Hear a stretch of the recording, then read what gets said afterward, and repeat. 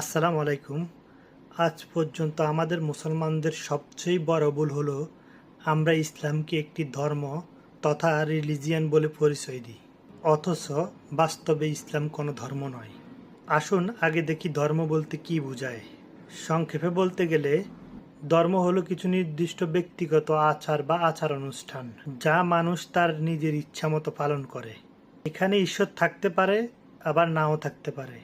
যেমন হিন্দু ধর্মে বহু ঈশ্বর আছে, খ্রিস্টান ধর্মে 3জন ঈশ্বর আছে, আবার বৌদ্ধ ধর্মে কোনো ঈশ্বরে নেই। অন্যদিকে ইসলামে শুধু ধর্মের বৈশিষ্ট্যগুলো নেই, এর সাথে আরও অনেক বেশি কিছু আছে। কেন ইসলাম ধর্ম নয়? কারণ কোরআন হাদিস ইসলামকে কোথাও ধর্মেই বলেনি, কোথাও বলেনি যে ইসলাম একটি মিল্লাত অথবা মাযহাব।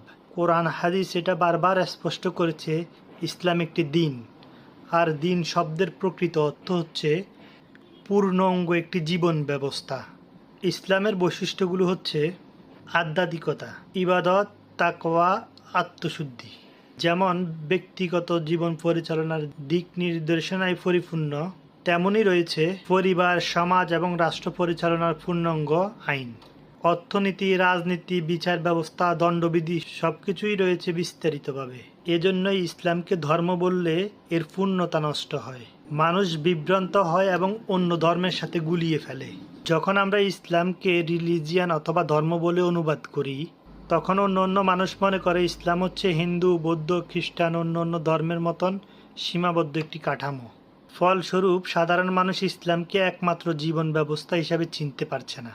আল্লাহর পূর্ণাঙ্গ জীবন ব্যবস্থা, আইন কানুন, দণ্ডবিধি থাকতেও এই গণতন্ত্র, সমাজতন্ত্র, রাজতন্ত্র, এক না এক তন্ত্রের মতন মানুষের তৈরি জীবন বিধানগুলো মেনে নিয়ে এক প্রকার কঠিন শিরকে লিপ্ত হয়ে আছি। তাই আমাদের এখন এটা প্রচার করা দরকার, ইসলাম কোনো ধর্ম নয়, একমাত্র সত্য স্রষ্টার কাছ থেকে আসা পূর্ণাঙ্গ একটি জীবন ব্যবস্থা। আজকের মতো আল্লাহ হাফেজ। আসসালামু আলাইকুম।